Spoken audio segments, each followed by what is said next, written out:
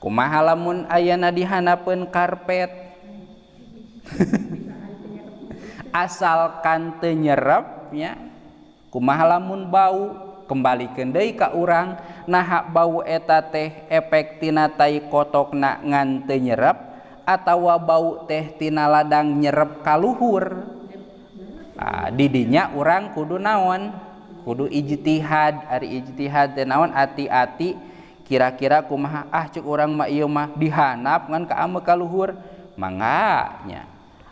Ieu mah beda bauna ge geus deukeut nyerep ngan geus garing. Tah eta mah hindari teu kenging nya. Pilarian tempat anu sanes lamun sapertoskeun kitu.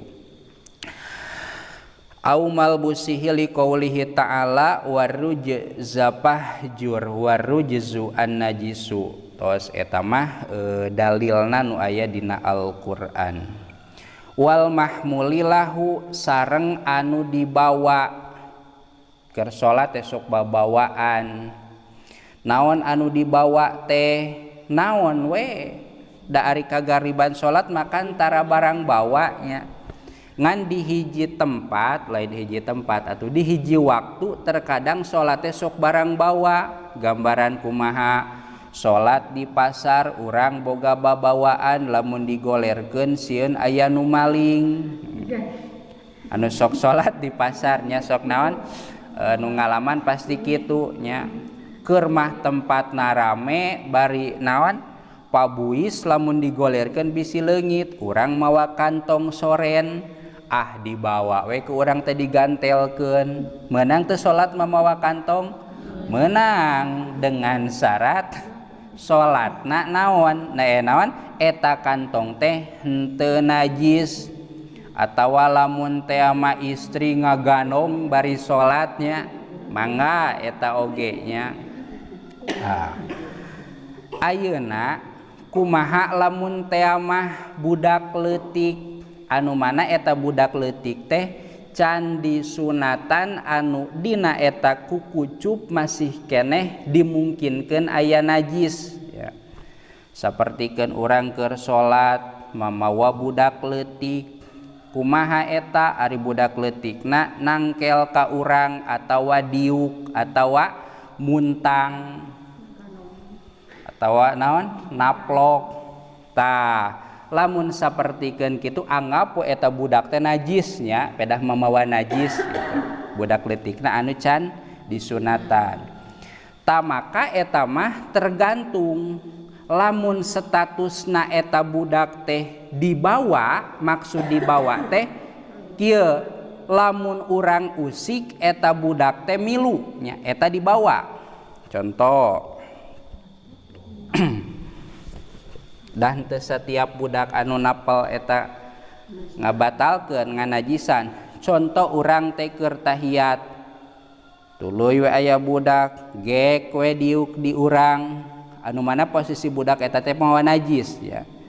Tah gek we diuk di urang cik posisi budak ieu ku urang dibawa atawa henteu. Tah nu diitung dibawa atawa henteu nyaeta lamun teh mah urang usik ieu budak teu mimilu. Contoh urang keur tahiyat budak diuk di dieu pas urang nangtung budak ngagoleset muragnya atawa kumaha we misah jeung urang maka eta mah dianggapna teu mawa nya. Lamun napal mah mun napal terus tak engke gambaran kadua lamun teh mah ku usikna urang teh budak teh mimilu nya gambaran kumaha gambaran nangkel kana leungeun atawa nangkel kana punu kana beuheung nya anu mana lamun urang rek nangtung teh budak teh nangkel urang nangtung teh milu ka luhur ta eta mah statusna dibawa.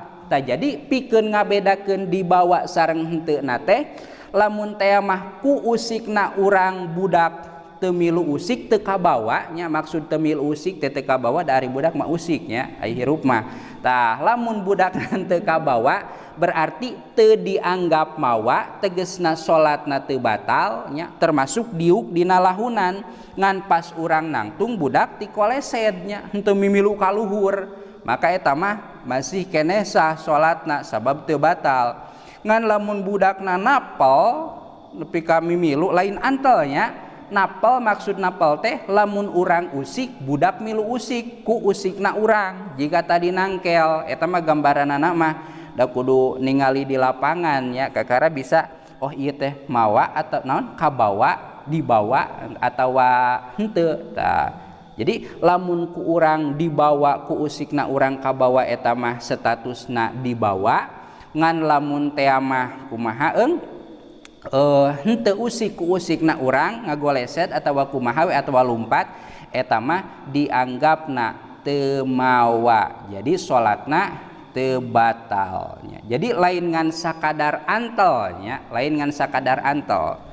Baheula mah sok dicontohan salat di kebon atawa di sawah urang mamawa anjing datas moro kulantaran bisi kabur anjing nate ditalian kana bitis tah make tali nya lain anjing jadi ieu nabitis make tali panjang ka ditu tah anjingna mah di ditu nya tah eta kaasupna mawa tawa henteu kitu tah eta teh kaasupna mawa sabab lamun teh mah bitis urang di naon dipindahkeun itu anjing bakal nuturkeun ka bawa kitu ku tali tah eta mah disebutna mawa sabab usak-usikna anjingnya sanajan mungkin teu teuasnya da jauh ngan lamun teh mah urang usik atawa leumpang itu bakal naon bakal mimilu bakal ka bawa beda jeung mik ieu nya.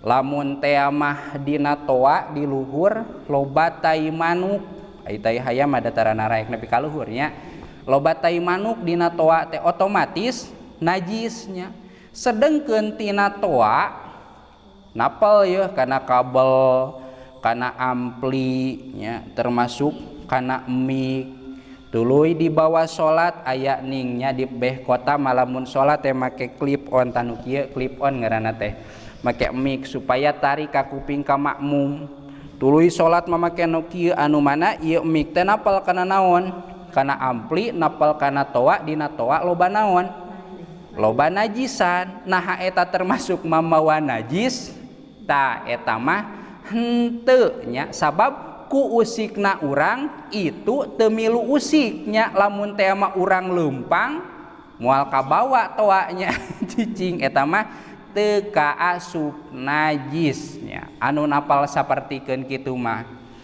teu beda we sapertikeun WC anu aya di imah atawa aya di kamarnya urang salat di imah ari gigireun aya WC nah ku napalna WC kan dina WC teh aya tai nya aya urutna lah kan najis nah ku ayana najis di WC teh napal pedah temokna antel atawa di dieu oge masjidnya kan napal ka itu tuh ka WC nah eta kabawa najis urang teh salat di dieu teh eta mah henteu sabab teu dibawa ku urang ku usikna urang teh WC teu milu usik kitu nya beda jeung anjing nu ditalian nu tadi beda jeung budak anu nangkel tadi eta mah kabawanya. Jadi nu dimaksud wal mahmululahu teh nya eta perkara anu dibawa ku usikna urang atawa leumpangna urang teh itu bakal kabawa ta eta nu dimaksud kudu suci dina anu dibawa.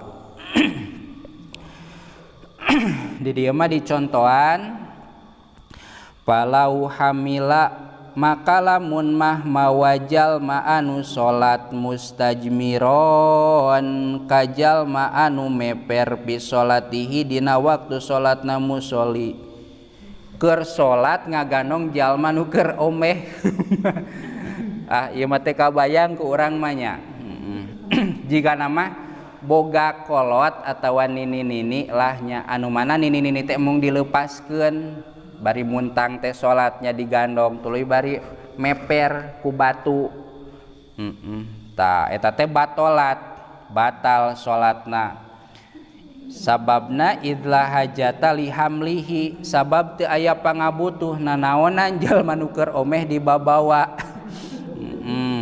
sawaun kana alhamilu mustajmiron au mustanjian nu dibawa nama arek susuci ku batu atawa susuci ku cai nya. Nah naonan mamawa jalma nu keur ombeh nya. Amal qabdu